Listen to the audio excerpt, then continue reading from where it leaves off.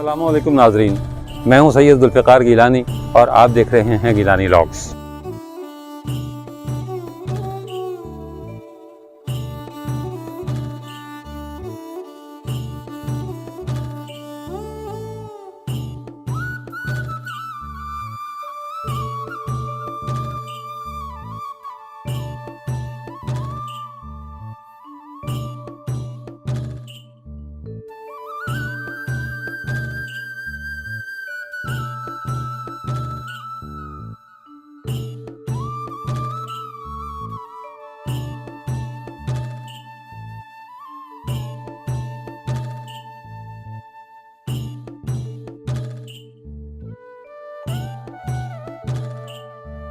अस्सलामु अलैकुम नाजरीन, मैं हूं सैयद जुल्फ़िकार गिलानी और आप देख रहे हैं गिलानी व्लॉग्स। ये 1000 वर्ष पहले की बात नहीं बल्कि चंद 100 साल पहलों का ज़िक्र है कि ये पंजाब के जिन इलाक़ों में आज शहर आबाद हैं, घर आबाद हैं, शाहराहें बनी हुई हैं, स्टेशन बने हुए हैं, इंजन दौड़ते हैं, गाड़ियाँ दौड़ती हैं, ये सारे के सारे इलाके जो है वो जंगल हुआ करते थे। पंजाब का बेशतर इलाका जो है वो जंगलों पर मुश्तमिल था। नहायत ही पसमानदा इलाके जहाँ के रहने वाले जो है वो तहज़ीब व तमद्दुन तक से भी आशना नहीं थे, लेकिन मुआशरती जो है वो उनकी जो सलाहियतें थीं या मुआशरती जो पहलू थे वो किसी से भी कम नहीं थे। कुछ कहते हैं कि ये बड़े घने जंगल हुआ करते थे इन इलाकों में, लेकिन कुछ कहते हैं कि जी जो है ना वो बड़ी घनी झाड़ियाँ थी, छोटी बड़ी झाड़ियाँ। लेकिन ये तयशुदा बात है कि पंजाब के ये इलाके जो अब शहर देहात और कस्बे कहलाते हैं, एक ज़माने में बेआबोगया मैदान हुआ करते थे। यहाँ के रहने वाले देहातियों को आम तौर पर जो है वो झांगली कहकर या जांगली कहकर बुलाया जाता था और इनका एक अलग डायलेक्ट था ज़बान बोलने का। अच्छा, पंजाबी ज़बान में जो है वो जंगल को आम तौर पर बार कहकर जो है वो पुकारा जाता है। पंजाब जो है वो कई बारों या जंगलों पर जो है वो मुश्तमिल था। मसलन मैं उसकी एक मिसाल आपको देता हूँ। एक थी गोंदल बार। गोंदल बार जो है वो गुजरात और मंडी बहाउद्दीन के जो शहर जहाँ आबाद हैं, इन इलाकों का जो नाम था या यहाँ जो जंगल पाया जाता था उसे कहा जाता था गोंदल बार। अच्छा, इसी तरह दूसरा था किराना बार। ये दरिया चनाब और दरिया झेलम के दरमियान का इलाका था, ये किराना बार कहलाता था। तीसरी बार जो है वो नीली बार कहलाती थी, जो रावी और सतलुज के दरमियान थी। दरिया रावी और दरिया सतलुज के दरमियान का इलाका जो है वो नीली बार कहलाता था। अच्छा, नीली बार जो है वो बड़ा ज़रखेज़ इलाका था और नीली बार के जो मवेशी हैं वो अपनी मिसाल आप होते थे और आज भी हैं। जैसे नीली बार की गाय और नीली बार की जो भैंस जो है वो कहते हैं कि जी बहुत सबसे ज़्यादा दूध देने वाले दोनों जानवर हैं। अच्छा, इसके अलावा जो है वो एक और इलाका था जिसका नाम था गंजी बार।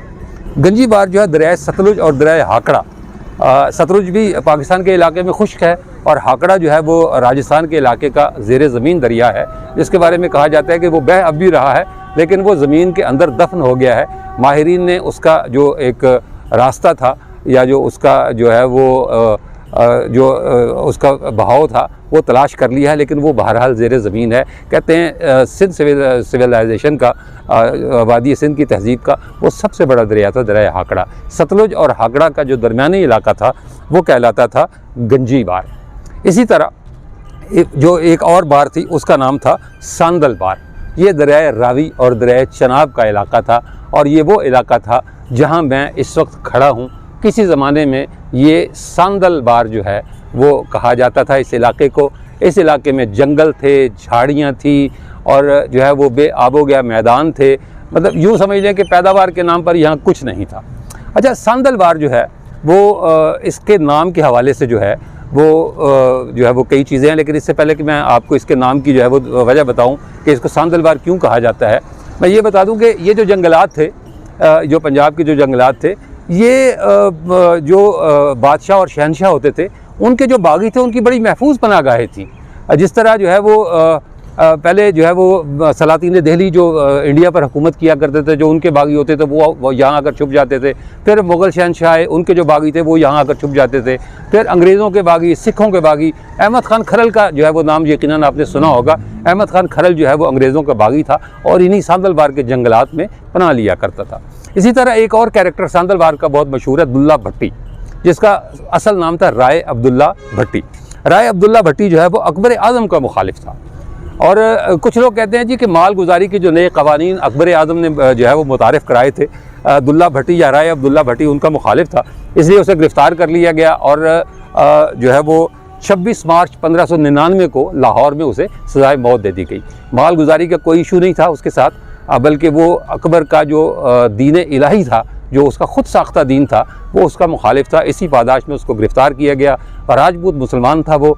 और ये कहा जाता है कि सांदलबार का जो इलाका है, इसका जो नाम है वो उसके दादा के नाम पर रखा गया। उसके बाप का नाम था फरीद और उसके दादा का नाम था बिजली खान उर्फ सांदल।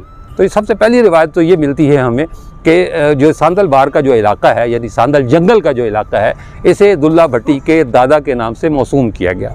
लेकिन दूसरी रिवायत जो है वो इसकी ये है कि ये फैसलाबाद के जो है वो पास ही शाहकोट का इलाका है, सांगला हिल की पहाड़ियाँ हैं, शाहकोट का इलाका है। वहाँ जो है उस ज़माने में डाकू हुआ करते थे बहुत ज़्यादा, और वो जो डाकुओं का जो सरदार था, इत्तफाक से उसका नाम भी सांदल था। तो लिहाजा कुछ जो है वो मौरखीन ये कहते हैं कि सांदलबार का जो नाम है वो उस सांदल से लिया गया है जो शाहपुर के डाकुओं का जो सरबराह था। तीसरी रिवायत ये कहती है कि यहाँ इस जंगल में एक कबीला आबाद था जिसका नाम था चूड़ कबीला। उस चूड़ कबीले का जो सरदार था उसका नाम था सरदार चूहड़ खान उर्फ सांदल। तो ये तीन मुख्तलिफ रिवायतें हैं। जब जो है वो अपना ये सांदलबार का नाम जो है वो सांदलबार क्यों पड़ा, लेकिन ये बड़ा ज़रखेज़ इलाका, जैसे कि मैंने आपको बताया कि जो है वो जंगल था, पहाड़ियाँ थी, लेकिन ये कि यहाँ लोगों का जो है ना वो बड़ा मतलब रहन सहन। मैं आपको जो है वो इसकी जो है वो तीन बड़े मशहूर कैरेक्टर बताता हूँ जी, जो सांदलबार से जिनका ताल्लुक़ है। सबसे पहला कैरेक्टर मैंने आपको अब्दुल्ला भट्टी का बताया, लेकिन तहजीबी और रोमानवी लिहाज से ये बड़ा रिच इलाका है, बड़ा मतलब जो है वो क्या कहना चाहिए कि बड़ा मजबूत इलाका है। हीर रांझा, हमारी रोमानवी दास्तान हीर रांझा इसी सांदलबार से ताल्लुक़ रखते थे दोनों, मियाँ मुराद बख्श उर्फ रांझा और माई इज़्ज़त बीबी उर्फ हीर। फैसलाबाद के करीब झंग का इलाका है, झंग मघियाना, वहाँ इन दोनों का मज़ार भी है, और ये दोनों जो है वो इसी सांदलबार के रहने वाले थे। सांदलबार का दूसरा जो है वो रोमांटिक कैरेक्टर जो है वो है मिर्ज़ा साहिबा। मिर्ज़ा जो है वो दानाबाद जड़ावाला के पास जो है उसका गांव, और सरदार वंजल खान का बेटा, और खरल जो है वो सरदार का बेटा जिसका नाम था मिर्ज़ा खान खरल, और वो साहिबा का महबूब भी था, और साहिबा को जो है वो लेकर वो फ़रार भी हो गया था। लेकिन साहिबा के भाइयों ने उसका पीछा किया और जो है वो उसे एक जगह घेर कर उसे मार दिया गया। अच्छा, इसके अलावा जो है वो एक आपने गाना आमतौर पर सुना होगा, सम्मी नाम का गाना, सम्मी ने सम्मी मैं वारी थे तो सम्मी ने सम्मी। सम्मी ने भी जो है वो इसी सांदलबार से जन्म लिया। कहते हैं कि सम्मी जो है वो इसी सांदलबार की किसी छोटी सी रियासत की राजकुमारी थी, और जो है वो उसकी शादी राजस्थान के जैसलमेर के एक शहजादे के साथ कर दी गई थी। वो इस बात पर नाखुश थी, और जो है वो उसकी ख्वाहिश थी कि किसी तरह उसे तलाक हो जाए। और कहते हैं कि जो है वो उसने बहुत कोशिश के बाद जो है वो अपने शौहर से तलाक ली, और जब वो तलाक लेकर वापस अपने जो है वो इलाके में पहुंची तो उसने जो है वो एक कैद से छूट जाने की वजह से या एक मुसीबत से निजात पाने की वजह से एक रक़्स किया था, खुशी का रक़्स, जिसे कहा जाता है सम्मी डांस। आपने गाना भी सम्मी का यकीनन सुना होगा, और सम्मी डांस के बारे में भी आप जानते होंगे। दूसरी चीज़ इसकी एक और बता दूं मैं, इसके कल्चर का एक और हिस्सा, झूमर डांस जो है वो आपने बहुत देखा होगा, उसको जो है ना वो टीवी पर जो है वीडियोज़ में देखा होगा, लेकिन शायद आप ये नहीं जानते कि झूमर डांस भी इसी सांदलबार की पैदावार है। झूमर का जो लफ्ज़ है ये निकला है झूम से, और झूम से झूमर बना। ये वही झंग जो हीर रांझा का जो है वो कस्बा है जहाँ उन दोनों की कब्र मौजूद है, दोनों एक कब्र में दफन है, उसी झंग शहर में झूमर डांस ने जो है वो जन्म लिया।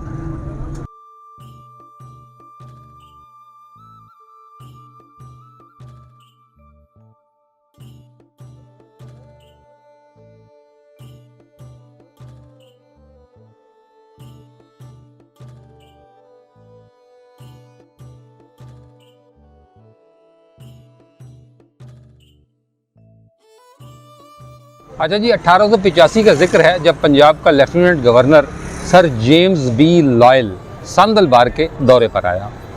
अच्छा, ये सफ़र उसने लाहौर से झंग तक का किया, और जो है वो एक इलाका है फैसलाबाद का जिसका नाम है पक्का माड़ी।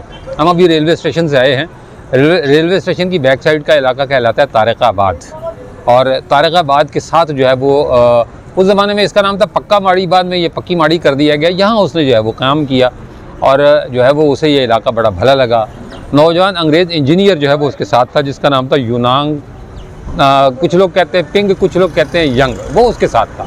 अच्छा, उसने जो है वो अपने इस अंग्रेज़ अफसर के साथ पूरे इलाके का जो है वो दौरा किया। एक एक चीज़ का उसने जायज़ा लिया।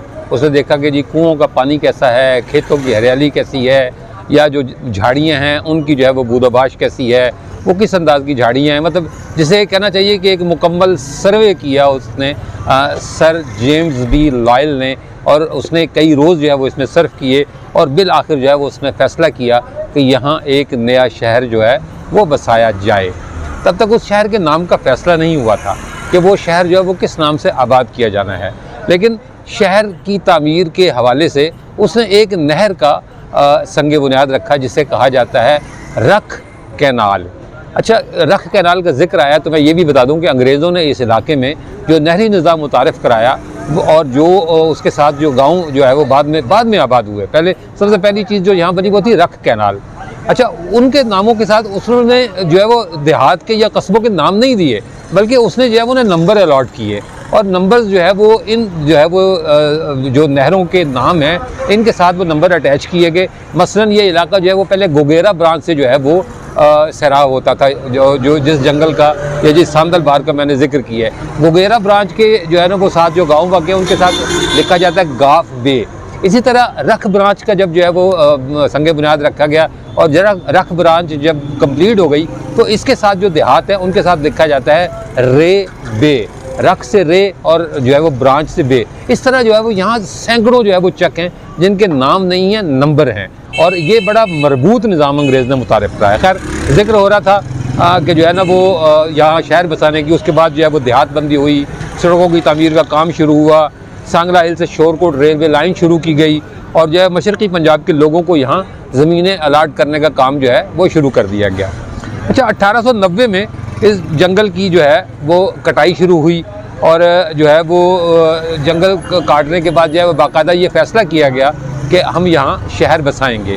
उस वक्त तक भी जो है वो शहर का नाम डिसाइडेड नहीं था। अच्छा, 1890 में जो है वो जंगल की कटाई शुरू कर दी गई, और ये जो मेरे पीछे आपको घंटाघर नज़र आ रहा है, इस जगह जो है वो पहले जो है वो एक कुआं होता था, और कुछ लोग कहते हैं कि जो कुआं पहले से मौजूद था, कुछ लोग कहते हैं कि शहर की तामीर के हवाले से जो है वो कुआं खोदा गया था। लेकिन बहरहाल जो सूरत हाल भी थी वो ये थी कि यही इस शहर का नुक्ता आगाज़ था, जिसे जहाँ मैं इस वक्त बैठा हूँ।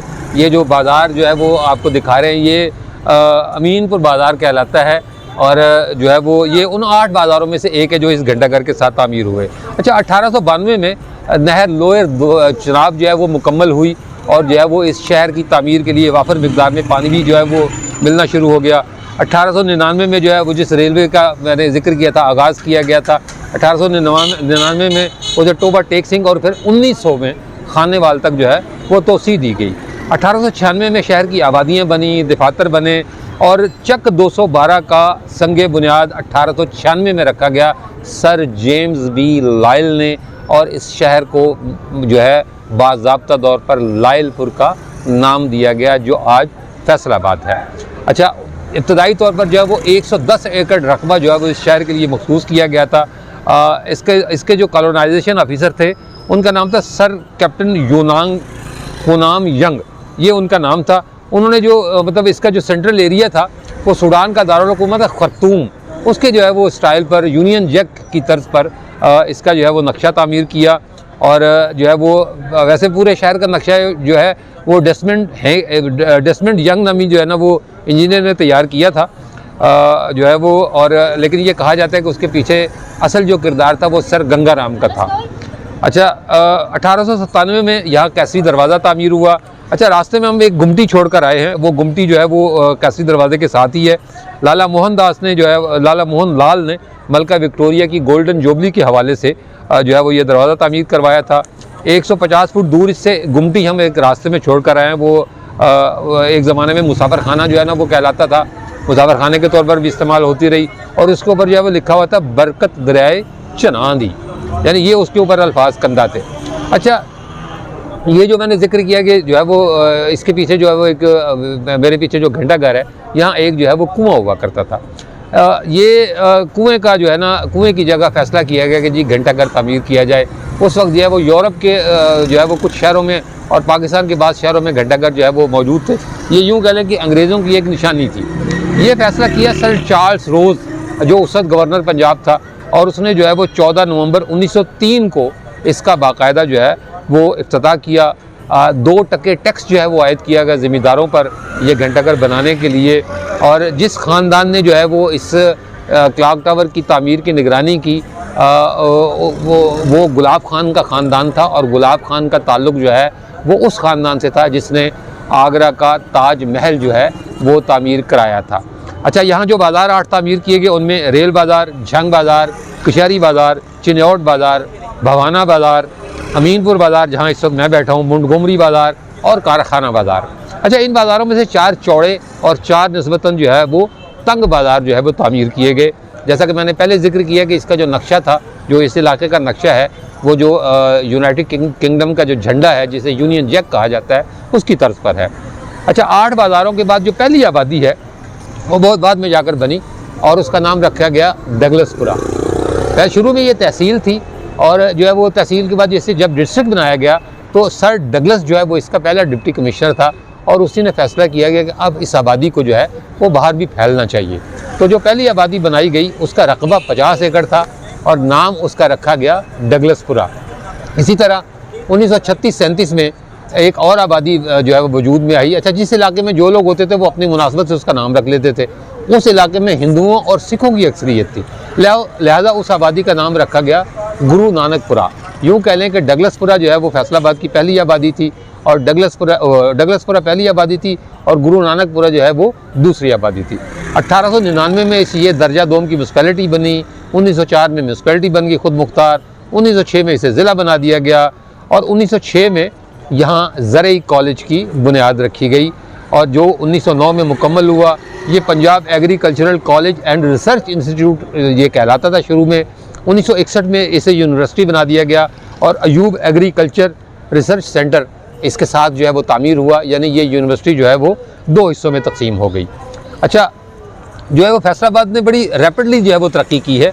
एक ज़माने में जो है वो इसे कहा जाता था कि ये गांव है और बहुत बाद तक जो है वो इसे कहा जाता रहा कि ये एशिया का सबसे बड़ा गांव है।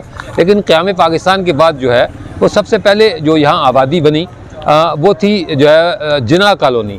ये मंडी मवेशियों के लिए जगह बनाई गई थी, लेकिन ये बाद में यहाँ जिना कॉलोनी बना दी गई। फिर संतपुरा, प्रताप नगर, हरचंदपुरा, गुरु नानकपुरा, मॉडल टाउन और पक्की माड़ी के साथ जो है वो तारिकाबाद आबाद हुआ। अच्छा, इसके फ़ौरन बाद जो है वरख ब्रांच की दूसरी जानिब जो पीपल्स कॉलोनी बनना शुरू हो गई। Ghulam Mohammad Abad, Samanabad, D type colony, Razabad, Afghanabad, Ayub colony, Nazmabad, ये सारी की सारी आबादियाँ जो है ये 1950 और 1960 की दहाई में जो है वो बनी। 1934 में यहाँ जो है वो पहला कॉलेज बना। पहले जो है वो लड़कों के लिए बना, बाद में लड़कियों के लिए बनाया गया। 1947 में यहाँ के जो जितने भी सिख और हिंदू थे वो सारे के सारे हिजरत करके इंडिया चले गए और जो जालंधर और होशियारपुर और अमृतसर के जो लोग थे वो आकर यहाँ आबाद हुए। अच्छा, 1977 तक जो है ये लाइलपुर ही था, लेकिन जब 1977 में सऊदी अरब के शाह फैसल को शहीद किया गया तो इसका नाम जो है वो उनके एजाज़ में फैसलाबाद रख दिया गया और अब ये फैसलाबाद ही है। अच्छा, ये जो है वो यहाँ चूँकि ज़रई यूनिवर्सिटी है, नियाब इंस्टीट्यूट है, अयूब ज़रई इंस्टीट्यूट है, बंजी है, फारस रिसर्च इंस्टीट्यूट है गटवाला में, इसलिए इसको साइंस सिटी भी कहा जाता है। इसी तरह ये एशिया की सबसे बड़ी यार्न मार्केट है। 500 से ज़्यादा बड़े सनती कारखाने यहाँ काम कर रहे हैं, जबकि सनत व तिजारत के लिहाज से ये पाकिस्तान का तीसरा बड़ा शहर है। आबादी के लिहाज से भी है और सनत व तिजारत के हवाले से भी। तारीख़ी तौर पर इसे ब्रिटिश इंडिया का पहला प्लैंड सिटी तस्लीम किया जाता है और इसे जो है वो मैनचेस्टर ऑफ पाकिस्तान कहा जाता है। इसका GDP 2013 के आदाद शुमार के मुताबिक 43 अरब था, जो इस वक्त जो है वो 45 अरब के लगभग है। लेकिन अगर देखा जाए तो जो है वो इस वक्त ये शहर जो है वो पाकिस्तान का अमीर तरीन शहर है। अच्छा, इसके बाज़ारों के बारे में मैंने जो है ना वो चलते चलते आपको बता दूं। शायद कभी आपका यहाँ आना हो और आप चाहें कि हम कुछ खरीद सकें इसके बाज़ारों में से। कचहरी बाज़ार जो है वो मोबाइल फ़ोन और एसेसरी मार्केट है। रेल बाज़ार में सोना और कपड़ा मिलता है। भवाना बाज़ार में इलेक्ट्रिकल और इलेक्ट्रॉनिक्स का सामान मिल सकता है आपको। झंग बाज़ार जो है मछली, गोश्त, सब्ज़ियाँ, फ्रूट और इस तरह की चीज़ों के लिए मशहूर है। अमीनपुरा जहाँ मैं बैठा हूँ, यहाँ स्टेशनरी और इंटीरियर डेकोरेशन का सामान, ये अपना सोफ़े के कपड़े, कर्टन क्लॉथ, ये सब कुछ मिलता है। कारखाना बाज़ार हर्बल मेडिसिन का गढ़ है। चिन्योट बाज़ार में एलोपैथिक, होम्योपैथिक मेडिसिन, कपड़ा जो मिलता है। पोल्ट्री फीड की होलसेल मार्केट है। मोंटगोमरी बाज़ार को सूतर मंडी भी कहते हैं। और ये यार्न और रॉ क्लॉथ ट्रेडिंग का सबसे बड़ा मरकज़ है इस इलाके का। अच्छा, इसमें जो है ना वो इस पूरे जो है वो घंटाघर के गिर्द जो है वो एक गोल बाज़ार भी बनाया गया जिसे सर्कुलर रोड कहा जाता है। ये भी थोक मार्केट है जहाँ आपको ज़रूरियाती ज़िंदगी के अलावा कपड़ा और दूसरी चीज़ें जो है वो भी मिल सकती हैं। अच्छा, फैसलाबाद की जो पहचान है, बहुत इमारतें हैं। ये तो हम एक जगह बैठकर व्लॉग किया। एक फैसलाबाद की जो है वो एक आपको एक बहुत जो है मुख्तसर की जो है तारीख बता दी, या एक जो है ना वो एक मुख्तसर सा व्लॉग कर दिया। लेकिन घंटाघर ये जहाँ मैं बैठा हूँ, इसके अलावा लायलपुर गैलरिया, मिसाकुल माल, गुमटी चौक, कैसरी गेट, चिन्योट पैलेस, झाल फ्लाईओवर, ज़री यूनिवर्सिटी, फैसलाबाद केनाल जहाँ से हमने ट्रैवल किया और वापस भी जाएंगे, university of Lyallpur, Chenab Chowki monument, Chenab Chowk monument, railway station, Chenab club, Nusrat Fateh Ali Khan auditorium, chase of mall, Iqbal stadium और डी ग्राउंड जो है वो फैसलाबाद की पहचान है। नुसरत फ़तेह अली खान का ये शहर है जी। अगर फैसलाबाद का आप बहुत मुख्तसर सा तारुफ कराना चाहें किसी से, तो आपको किसी तफसील में जाने की ज़रूरत नहीं। आप सिर्फ इतना कह दें कि ये नुसरत फ़तेह अली खान का शहर है, लोगों को खुद ही पता चल जाएगा कि ये आप फैसलाबाद का जिक्र कर रहे हैं।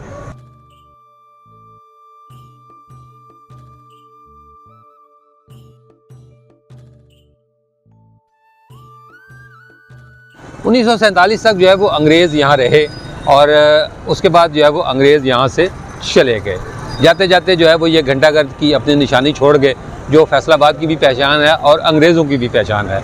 अच्छा, मैं जो है वो यहाँ से चलते चलते आपको एक बड़ी दिलचस्प बात बता दूँ कि जब अंग्रेज़ यहाँ से गए तो उनका कहना ये था कि हम यूनियन जैक की सूरत में पाकिस्तान की सरज़मीन पर अपना एक ऐसा निशान छोड़ आए हैं जिसे जो है वो कोई नहीं मिटा सकता। लेकिन पाकिस्तान के रहने वाले इस बारे में ये कहते हैं कि हम रोज़ाना इस यूनियन जैक को अपने कदमों तले रौंदते हैं। ये हम पाकिस्तानियों का कहना है। जो अंग्रेज़ों का कहना था वो भी मैंने आपको बता दिया कि अंग्रेज़ जो है वो ये कहते हैं जी कि हम यूनियन जैक की सूरत जो है अपनी निशानी यहाँ अमर करके चले गए हैं, और पाकिस्तानी कहते हैं कि हम रोज़ाना इस यूनियन जैक को अपने पैरों तले रौंदते हैं। आज का व्लॉग इतना ही था। फैसलाबाद की बहुत एक कंसाइज सी हिस्ट्री जो है वो मैंने आपको बताई। मुझे इजाज़त दीजिए।